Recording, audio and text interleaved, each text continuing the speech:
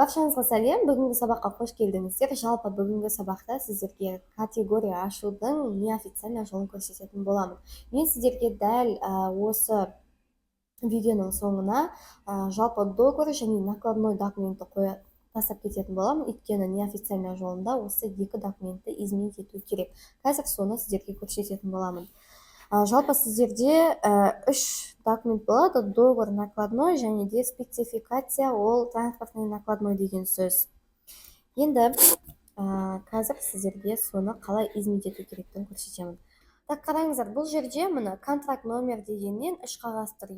Жалпы бұл бірінші бізде договорымыз HTML форматында болады. Біз бұны изменить ету арқылы оны PDF форматында сақтап алатын боламыз. Ал енді оны өзгерту үшін бірінші мышканың оң шетін басамыз, посмотреть кодты басамыз, сол кезде мінекей бізге осындай бет шығатын болады. И мына жерде тұрған стрелка бар ғой, қою жазылған, міне мышканы апарып көрсетіп тұрмын, соны басып екіншісіне түсесіздер. Мына беті толық көк көңбек болу керек. Қазір жартысы ғана көк көңбек. Оның астына түсетін болсақ, міне көк көңбек болды, И осы стрелканы басамыз, оның астына түсеміз, оранжевый не болады, цветке ауысады, оны басатын боламыз. И тағы да астына түсеміз, тағы да көк көңбек болады. Сол стрелканы басамыз, и бізде шығады. Мына жерде толық каждый қатардағы тексттарды өзгерту мүмкіндік шығады бізде. Енді сіздер бірінші бетте не өзгертесіздер? Ең бірінші соны айтып өтейін. Міне, бізде бірінші бетте көк көңбек болып тұр, контракт номер. Яғни бұл жерде контракт номерді өзгертесіздер. Оның астында бізде число тұр, числоны өзгертесіздер. Число мысалы қалай өзгерілу керек?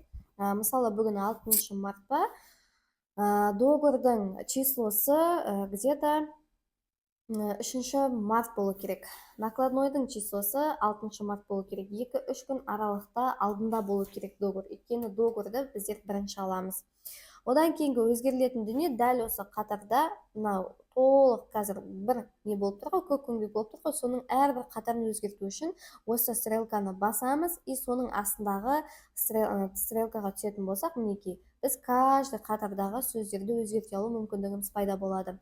Қараңыздар, мына жерде ипа табалдиева деген екінші қатарда ипа табалдиева дегенді өзгертесіздер. ипа өздеріңіздікі болу керек, немесе клиенттікі болу керек, Оның астындағы предприниматель деген жерде толық аты жөні, ипадағы адамның толық аты жөні өзгертілуі керек.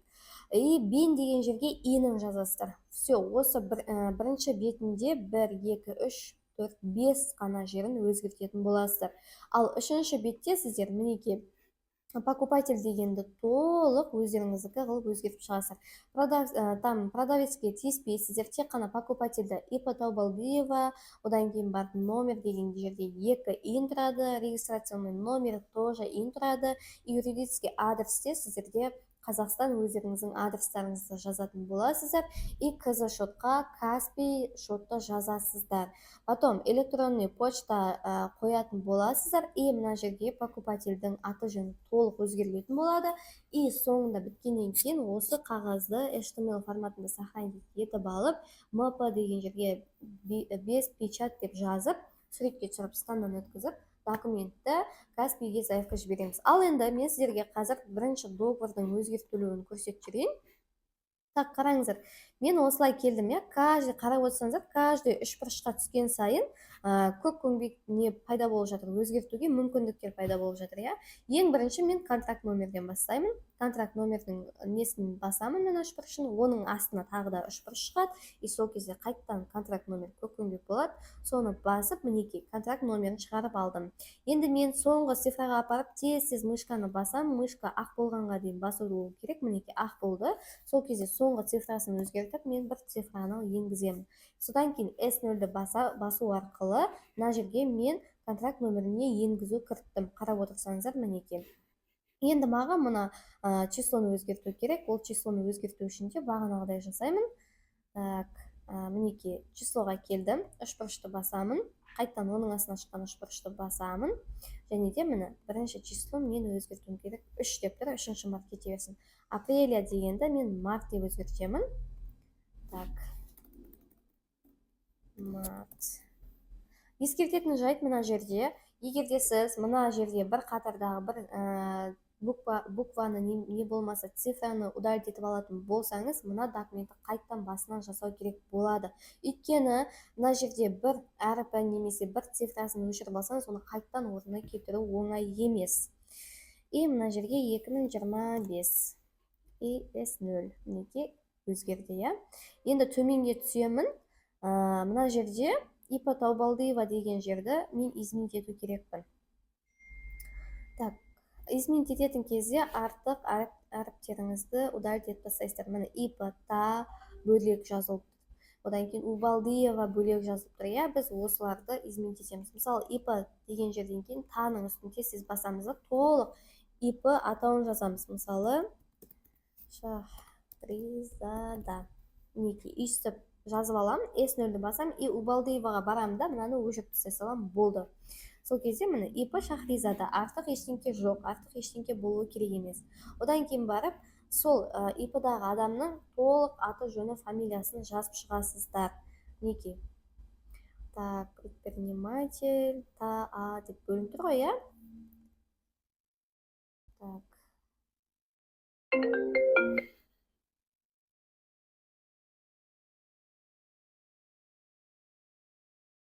Мына Т-ны өшіріп алмаңыздар, өйткені толық жаз болғаннан кейін өшіресіздер. Бағанағыдай айтқанымдай, бір әріпін өшіріп алсаңыздар, қайттан оны орнына келтіру оңай емес.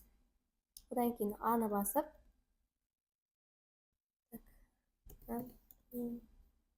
Каримова.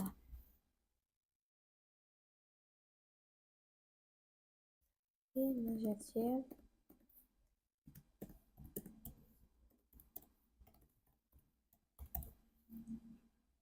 ойбай.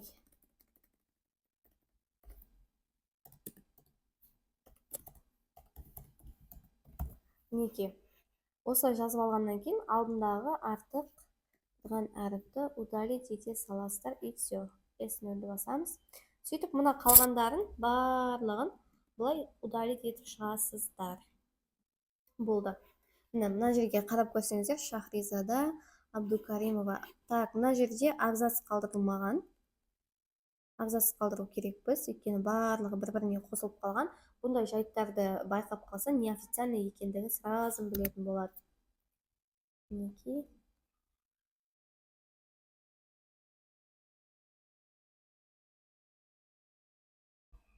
Так, кішкене осылай қиналасыздар енді бастапқыда. Так, вот, бөлінді, иә.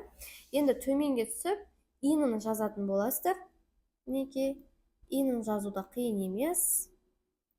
Мынаны өшіріп, ин жаса саласыздар. Вот, бағанағыдай. Сосын S0-ді басып, сохранить етесіздер. Болды, осымен бірінші қағаздағы сіздердің өзгертулеріңіз бітеді. Сонымен X-ті басып шығасыздар дағын, төменге үшінші қағазға түсесіздер.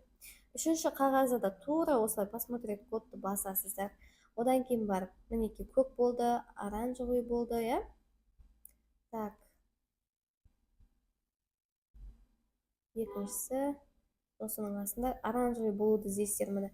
Көк болғаннан кейін, ана бірінші доғырда астына түсе уже оранжевый болды, мына жерде оранжевый болмай жатыр. Көктен кейін оранжевый болу керек. Мінекей, оранжевый болды, енді одан кейін көк болу керек. Вот, осылай сіздер изменить ететін қатарларыңызды шығарып ала аласыздар. Енді мына жерде мұқияттылықпен қараңыздар. Мына көк келген жер өзгерте аласыздар. Мына жақты, продавец жақты өзгертіп қоймаңыздар. Өйткені продавец бізде Сималенд компаниясы, түсіндіңіздер ма? Сіздер Ипа Таубалдиеваға келесіздер. Одан кейінгі қатар тоже Сималендікі болады, одан кейін қатар сіздердікі болады. Осылай алма-кезекпен, мұқияттылықпен қарап, изменить етіп, осы жерге өздеріңіздің ипыларыңызды жазасыздар, индарыңызды жазасыздар, юридический адрестарыңызды жазасыздар, және де Каспийдегі КЗ шот. Мұқият болыңыздар, осы жерге сіздер Каспий Голдтан алмайсыздар. Каспий Пейдің ішінде, қазір мен сіздерге көрсетіп өтейін. Каспий Пейге кіресіздер, одан кейін барып Мой банкке кіресіздер. Мой банкке кіргеннен кейін осы жерде счет Каспий Пей дегенге басып, инфоны басасыздар. И Реквизите счета дегенге кіресіздер. Мінеки осы жерде сіздердің данныйларыңызды алып, дәл осы жерге вставить етіп отырасыздар. Осы жерде не жазылады, осының барлығын осы покупатель деген жерге енгізулеріңіз шарт. Және де ең соңғы жағында покупатель деген жерге толық аты жөндеріңізді жазасыздар. И біткеннен кейін осы документті сохранить етесіздер. Бұл HTML форматы сохранить етілу PDF форматында өте қиын, бірақ та бұны біз жасауымыз керек. Сол үшін мышканың оң шетін басамыз, печать деп басамыз, және де осы жерде сохранить как PDF дейміз, все деп таңдайтын боламыз. Вертикальный дегенге горизонтальныйды таңдамау керек, өйткені мынандай болып қалады форматы. Сол үшін не вертикальный дегенді таңдайтын боласыздар. Мінекей сонда сіздердің документтеріңіз шығады. И осыны сохранить деп өздеріңіздің нелеріңізге, ноутбуктарыңызға сохранить етіп аласыздар. Договор деп неге сохранить етесіздер. Ал енді накладнойды қалай изменить ететін болсақ, жалпы накладнойды изменить ету кішкене договорға қарағанда қиындау, өйткені оның түрлігі көп. Сол үшін қазір мен сіздерге көрсетемін накладнойды. Счет-фактура. Неке, бізде накладной осы счет-фактура. Енді бұл жерде не өзгереді? Бірінші айтып өтейін. Бұл жерде счет на платудың бірінші номер заказы өзгеріледі, одан кейін числосы өзгеріледі, договордағы контракт номер, өзіңіз бағана договорға қандай контракт номер енгіздіңіз, қандай номер қойдыңыз, соны әкеліп қоясыз. И договорда сізде қай число болды, соны әкеліп қоясыз. Бағана айтып өткенім, договордағы числодан 2-3 күннен кейін мына жерде счет на платудың числосы тұру керек деп. Өйткені біз бірінші счет на плату алмаймыз, біз бірінші договор аламыз. Одан кейін барып біз счет на плату, яғни накладной счет фактура алатын боламыз. Сондықтан да ол договордан кейін келеді. Где-то 2 күннен кейін немесе 1 күннен кейін келеді. Сол үшін араға 2-3 күн тастайсыздар. И поставщикқа тиіспейсіздер. Покупательді толық өздеріңіздің данныйларыңызды қойып шығатын боласыздар. Одан кейін төменде штрих-код, код дегенге вообще тиіспейсіздер. Мына жерде товары деген жерге Сималенттағы сіз ашқыңыз келген категорияның подкатегориялары. Мысалы, сіз детский товар ашқыңыз келеді, оның ішінде молокосос бар, бутылкасы бар, подгузнигі бар. Бірақ та подгузникті бұған қосуға болмайды, өйткені подгузникті өзі отдельно ашылуы керек дүние. Сол үшін бірінші Сималентқа кіресіздер дағыны, корзинаға салып аласыздар бірінші іздеп заттарыңызды. Мысалы, біз кеше сіздерге көрсеттік, официально жолында қалай корзинаға салу керектігін. Енді мен мына жаққа кіремін да, заказыға кіріп, осы жерден мінекей названияларын былай копировать етіп алам. Так, и сосын накладнойға кірем. Мына жерде посмотреть кодты басу арқылы мен мінекей шығарып алам өзгерте алатын жерлерімді. Міне, көк қай жерге барады, сіздер сол жерді изменить ете аласыздар. Бірінші бізде товардың названиясы өзгерілетін болады, одан кейін количествосы өзгеріледі. И там мына жер изменить етілмейді, штукқа тиіспейсіздер. Мысалы, сіздердің там бір заттарыңыз, бір категориядағы, бір подкатегориядағы товарыңыз 2 штук алғалы жатқан шығарсыз, иә? Сол кезде мына жерде цена деген жерге 1 штуктың суммасын жазасыздар. Сумма деген жерге 2 штуктың суммасын жазасыздар. И НДС объем деген жерге вообще тиіспейсіздер, 0-0 қылып тастайтын боласыздар. Сосын ескертетін жайт, Сималентта сіздер осы неофициально жолын ашайын деп жатқан кездеріңізде как минимум 50 000 теңгенің закупы болсын, сондықтан да накладнойға да соны толтырыңыздар. Егер сіздерге отказ келсе, ол кезде амал жоқ, сіздер сол накладнойда қандай нәрсе көрсетілген, қанша штук көрсетілген, соны Сималенттан сатып алу керек боласыздар. Ал енді изменить ететін жерімізге келейік. Міне келдік. Мына 3 бұрышты басамыз, оның астындағыны басатын боламыз. И мінекей мына жерде ең көп жерін біз удалить етеміз дағын. Жаңаға копировать етіп алған названиямызды вставить ететін боламыз. Так. Ставить. И мынаны өшіп тастаймыз. Потом S0-ді басып, мыналарды артықтарын біз өшіп тастау керекпіз. Вот. Мінекей, мына жерде біздің енгізген затымыз тұр, иә? Енді қараңыздар, бұның бағасы қанша Сималентта? Бұл заттардың барлығын сіздер символенттан алып қоясыздар. Естеріңізде болсын, айдан қырдан әкеп қоюға болмайды, өйткені сіздерді қатты тексереді, қатаң тексеру болады. Тексеру барысында отқаз алатын болсаңыздар, сіздер осы заттарды символенттан сатып алуларыңыз керек болады. Бұның бір штугының бағасы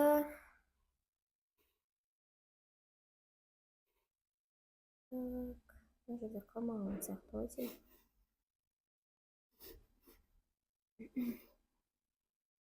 Так, мына жерде 114 рубль деп тұр.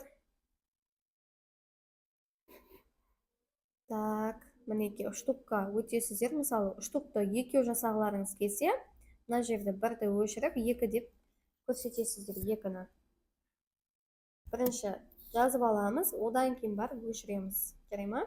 А то жоғарыда айтқанымдай, егер өшіріп алсаңыздар, тогда қиын болады. Именно суммаға келдік, ценасына. Өзінің бір штуктағы ценасын жазатын боламыз. Мінекей 114 рубль. И мына астындағы артығын өшіріп тастаймыз. Мына жерде 114 деген жазмай қойды. Вот. И S0. Енді бізде екеу ғой. Екеудің общий суммасын жазу керек боламыз. Сумманы жазамыз мына жерге. 228 болады. Мына артығын өшіріп тастаймыз. Вот, көрдіңіздер ма? Осылай сіздер өзгертесіздер. Мына жерде айтқанымдай поставщик өздеріңіздің, покупатель өздеріңіздің данныйларыңызды қоясыздар. Одан кейін мына жерде мен сізге қалай өзгерту керектігін қазір көрсетіп отырмын. Тура осылай символентқа қарайсыздар. Символентті ашқыңыз келген категорияның названиесін аласыз, бағасын жазасыз, количествосын көрсетесіз. Минимум сіздің мына накладнойдағы суммаңыз 50 000 теңге болу керек. Ол 50 000 теңге рубльге шағылу керек. Түсіндіңіз ба? Мына жерге теңгенің суммасын жазбайсыз, ешқашанда рубльдің суммасын жазатын боласыз. Енді осының барлығын толтырып болғаннан кейін мына жерде сіздер өзгерту керек. Сумманың 3 жері болады.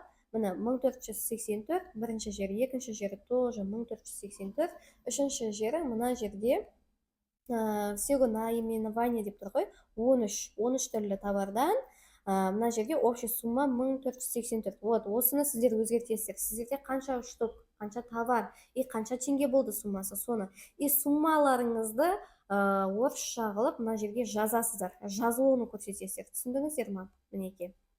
Осы жерге жазып тастайсыздар. Яғни 1484-ті текстовый форматта жазып көрсетесіздер. Тағын осы X-ті басу арқылы бұны да сохранить. То есть PDF форматында печать дейміз. Одан кейін барып сохранить и кетті. Осылай сохранить ететін боласыздар. Сіздерге бұл сабақ түсінікті болды деп ойлаймын.